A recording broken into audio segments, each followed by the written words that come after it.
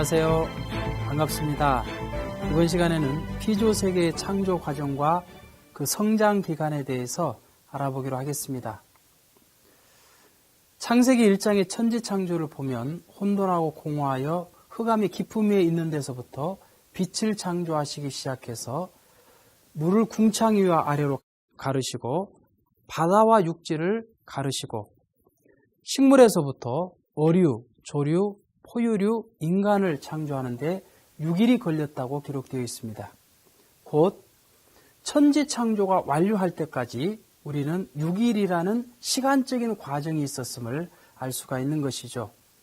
이것은 과학자들에 의해서 밝혀진 그 우주 생성과 시간적인 차이는 있지만 그 단계가 거의 일치한다는 것을 보게 될 때 이것은 하나님의 계시임이 틀림이 없는 것입니다. 성서를 보더라도 베드로후서 3장 8절이나 욥기 10장 5절을 보면 하루를 단순히 24시간으로 보지 않고 있습니다. 따라서 이 피조세계는 시간성을 떠나서 돌연히 생성된 것이 아니라 이 우주가 생성될 때까지는 상당히 많은 그 시간이 소요되었음을 알 수 있는 것이죠. 그렇기 때문에 창세기 1장의 이 6일이라는 천지 창조의 그 기간은 일출일몰의 그 횟수로 계산되어지는 6일이 아니라 이 창조 과정의 6단계의 기간을 표시하는 것임을 우리는 알 수 있는 것이죠. 두 번째로 피조물의 성장 기간에 대해서 알아보기로 하겠습니다. 창세기 1장 5절을 보면 하나님께서 첫째 날의 창조를 마치시고 저녁이 되며 아침이 되니 이는 첫째 날이라 라고 말씀하셨습니다. 저녁으로부터 밤을 지나 그 다음날 아침이 되면 둘째 날이어야 되는데 왜 첫째 날이라고 하셨을까요? 그것은 밤이라고 하는 이 성장 기간을 거쳐서 완성된 후에야 이 창조 이상실현의 첫 출발을 할 수 있기 때문인 것입니다. 이 피조세계의 모든 현상은 일정한 시간이 경과함으로써 결과가 나타나는데 그것은 일정한 성장 기간을 거쳐서 완성되도록 창조되었기 때문인 것이죠. 우리는 이 성장 기간을 좀 더 자세히 알기 위해서 먼저 하나님을 다시 한번 살펴보기로 하겠습니다. 하나님은 본 성상의 하나님이시요 그리고 본 형상의 하나님이십니다. 그리고 본 성상과 본 형상의 이성 성상의 중화적 통일체로 계신 분이 하나님이시기 때문에 하나님은 삼수적인 존재인 것입니다. 따라서 이 피조세계도 하나님을 닮아서 그 존재 양상이나 운동 그리고 그 성장 기간 등이 삼수 과정을 통해서 나타나게 되는 것이죠. 그렇기 때문에 이 피조세계는 질서적인 3단계를 통해서 성장하고 완성하는데 곧 소생기, 장성기, 완성기의 이 3단계를 통해서 성장하고 완성하게 되는 것입니다. 자, 예를 들어 본다면 자연계는 광물, 식물, 동물로 되어 있고 물질은 기체, 액체, 고체 이 3상을 이루고 존재합니다. 식물은 뿌리, 줄기, 동물은 머리, 몸, 사지로 존재하고 있는 것이죠. 나무가 성장하는데도 씨가 뿌려지고 새싹이 나고 나무로서 성장을 하게 되는 것입니다. 우리 인간을 보더라도 유년기에서부터 소년기 그리고 청소년기를 거쳐서 비로소 어른으로 성장을 하게 되는 것이죠. 그런데 인간이 완성되지 못하고 이 성장 기간에서 타락됨으로 말미암아서 이 3단계의 성장 기간을 잃어버리게 되었던 것입니다. 따라서 하나님께서는 이러한 3단계의 성장 기간을 복귀 섭리를 통해서 다시 찾는 그 섭리를 해 나오셨던 것입니다. 자, 성서를 본다면 노아는 방주를 3층천으로 지었습니다. 아브라함도 믿음의 기대를 세우기 위해서 3제물을 드렸고 이삭도 헌제를 하는데 3일 노정이 걸렸습니다. 그리고 예수님도 3년 공생의 노정을 걸으셨고 예수님께서 광야에서 3대 시험을 치르셨던 것입니다.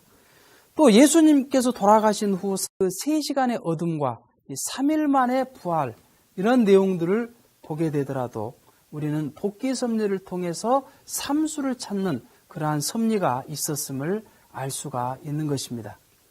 그러면 인간은 어느 시기에 타락이 되었을까요? 분명한 것은 인간은 아직 완성기에 타락된 것이 아닙니다. 만일 인간이 완성된 후에 타락이 되었다면 하나님의 전능성은 믿을 수 없게 됩니다. 선의 완성 실체가 타락할 수 있다면 선 자체도 불완전한 것이요. 따라서 그 선의 주체 되신 하나님도 불완전한 분이 되고 마는 것이죠.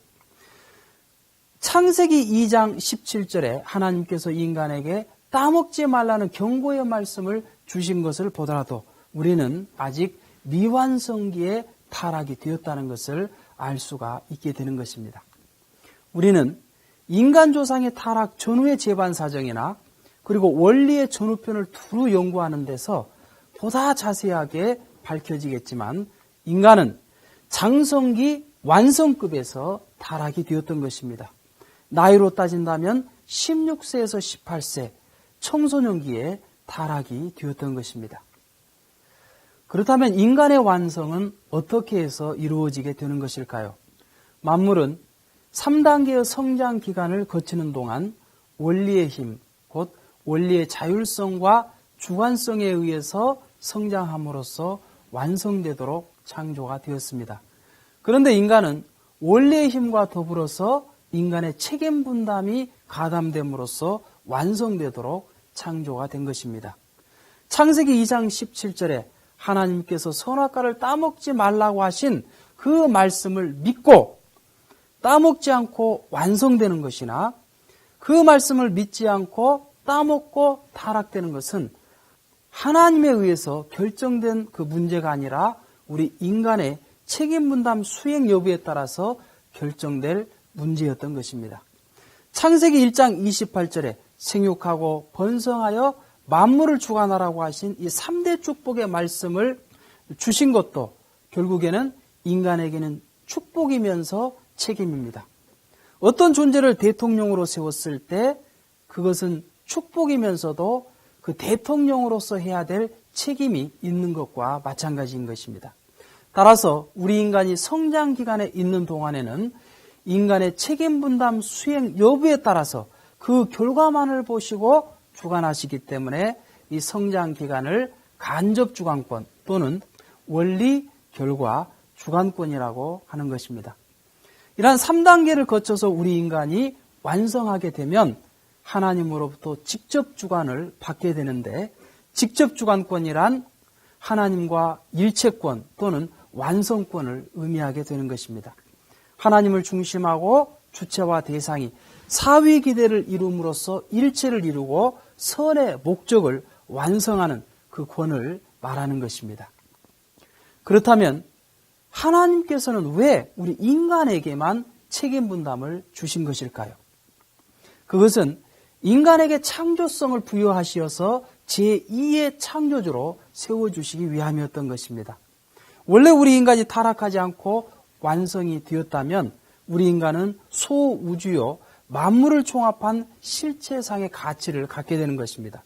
따라서 우리 인간이 책임을 다함으로 말미암아서 완성하게 되면 마치 우주 하나를 창조한 것과 같은 그러한 가치를 발휘하게 되는 것입니다. 따라서 우리 인간에게 창조성을 부여하심으로써 결국 제2의 창조주로 세워주시기 위함이었던 것입니다. 그리고 그 터 위에서 하나님께서 우리 인간을 사랑으로 주관하시듯이 우리도 만물을 사랑으로 주관할 수 있는 그 주인의 권한을 가지도록 하기 위해서 이 인간에게 책임 분담을 주셨던 것입니다. 지금도 하나님은 인간을 만물의 주관주로 세워주시기 위해 인간을 간접적으로만 대하시고 주관하시는 것입니다. 따라서 우리는 먼저 하나님의 근본적인 뜻이 무엇인지를 알아야 하고 그 뜻을 이루기 위해 우리 인간이 어떠한 책임 분담을 완수해야 하는지 알고 실천해야만 창조 목적도 완성할 수 있게 되는 것입니다. 그럼 다음 시간에는 영원한 세계는 존재하는가에 대해 알아보고 만일 존재한다면 지상에서 무엇을 준비하며 살아야 되는지 알아보기로 하겠습니다. 감사합니다.